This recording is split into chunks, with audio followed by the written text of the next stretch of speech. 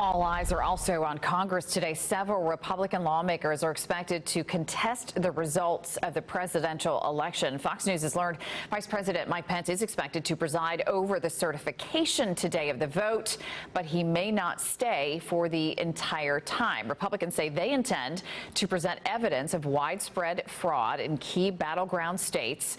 Those allegations, though, have been dismissed by judges and state election officials.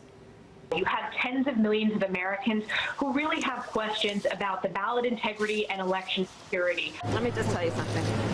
We're going to be inaugurated, period.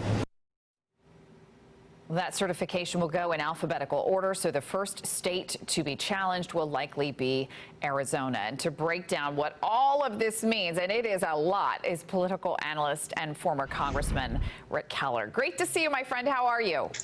Good to be with you, Amy. I see you've gone upscale into the Oval Office now. I like your backdrop.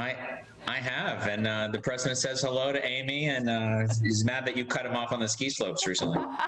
Very funny. Okay, so let's get right into this, because this is a complicated thing that we're going to have happen today, right? They go through this certification process. Tell me a little bit about how that process goes, because you've been there, you've had to do this before. What is it supposed to look like? Yeah, this is deja vu. 20 years ago, I was the one there sitting in the House chamber with Mike Pence, a freshman colleague of mine, as Gore was placed in the unusual position as the vice president and president of the Senate of certifying his own defeat. He handled it with class and humor and followed the rules. And even though there were various Florida members raising objections to Florida's vote, which, as you remember, George W. won by only 537, Gore ruled them out of order and proceeded with the regular order, and at the end he was given a standing ovation. Now, what's happened this particular time is you have an objection raised by a senator as well as a House member. That's only happened twice since 1877, so once every Haley's Comet. Last time it happened, I was there as well, January of 2005, and so what happens there is Mike Pence will say, okay, we have an objection, the chambers go their separate ways, the Senate will vote, the House will vote, and they will vote overwhelmingly to reject the objection. Then they will come back and they will proceed with regular order, and Pence will be, Biden will be declared the president. So, Rick, what it appears is happening right now is we've got a very much divided GOP, right? I was just reading this tweet earlier from Liz Cheney. She's the third-ranking Republican in the House.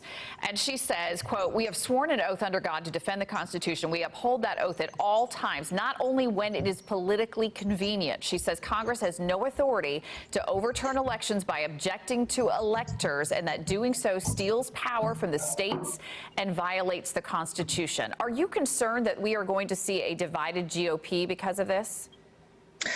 I'm not really worried that the sky will fall or that the republic will be damaged. What's going on with those GOP conservative senators and House members is they want to be able to go back to their base, their constituents in conservative states, and say, hey, man, we did all we could. We fought it to That's what happened when the Florida Democrats objected in 2001. That's what's going to happen now. And having done that and done all they could, then they're going to come together and it's going to be approved overwhelmingly. The vice president in this particular position, notwithstanding what Trump is asking him to do, is just a presider. He's not a decider. He presides over the votes, counts them, hears the objections. Members have 5 minutes to say what they have to say and then come together. And so there is no potential here to change the outcome of the election, notwithstanding what some of the conspiracy theorists argue.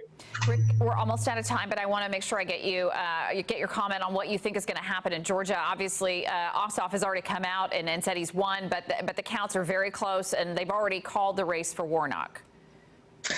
We'll see. I mean, he's up by 0.4 right now, the Democrats, so you have to have a recount, but it's a significant issue because if he holds and the Democrats take control of the Senate, that means they will not need to negotiate with Republicans when it comes to federal judge appointments, Supreme Court appointments, or cabinet nominations. So it's a significant issue, and the time will tell, but right now it's looking in favor of the Democrats. All right, Rick Keller, always great to have you with us. Thank you so much for your time. Great to see you.